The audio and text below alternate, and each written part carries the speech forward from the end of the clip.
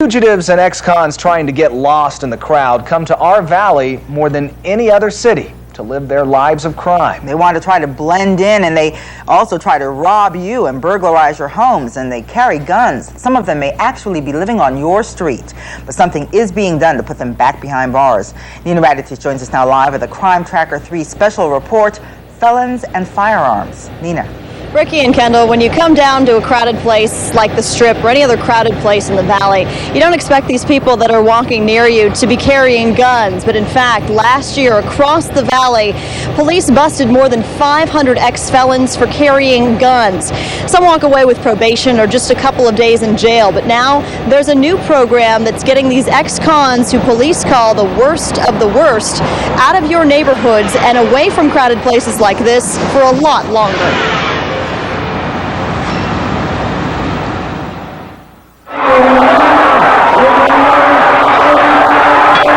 Fighting out of the blue corner, the watermelon.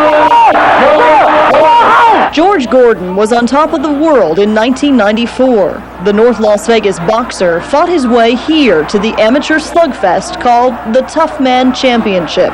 Gordon punched his way to the title fight at the MGM, walking away with $50,000. But it's what Gordon did as he walked these North Las Vegas streets that made him a feared tough man here.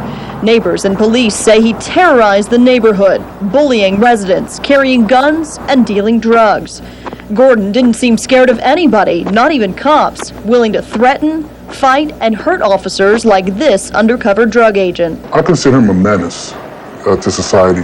One mistake could cost you your life or your partner's life. And Gordon did all this as an ex-felon. He'd already served prison time for shooting a security guard, got out on parole, was busted again for drugs, and got probation.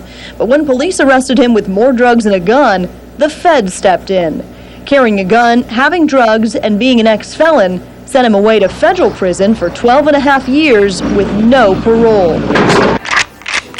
The arrest is what gets guns like this out of Gordon's and other ex-felons' hands, but it's a unique law enforcement effort that puts them behind bars with no chance to use a gun or do anything else for a very long time. We want all these criminals to be terrified that we are doing this program. Terrified they'll end up like these guys, ex-cons serving lengthy prison sentences.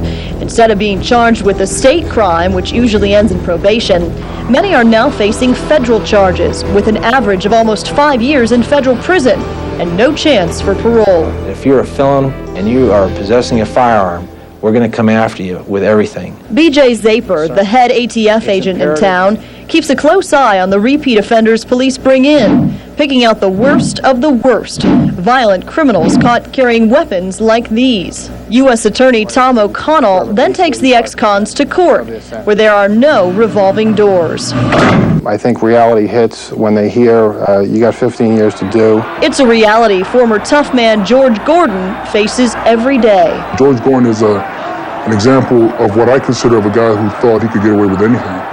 And he was proven wrong. So many ex-cons have been proven wrong. As a matter of fact, the feds say that this is one of the most successful programs in the country. And Clark County District Attorney Stuart Bell says he agrees with that. He actually welcomes the help. It's getting the dangerous criminals out of areas like this, areas where you see a lot of tourists walking behind me. And Clark County District Attorney Stuart Bell also says he believes it's one of the reasons that we've seen a drop in crime here in the Las Vegas Valley in the past 4 years. Reporting live from the Las Vegas Strip, I'm Nina Raditich. Ricky, Kendall, back to you. Nina, thanks. The feds are also punishing crooks like violent repeat robbers under their stricter guidelines. Again, the overall goal is to take some pressure off the state court system and punish the habitual crooks with longer federal prison time.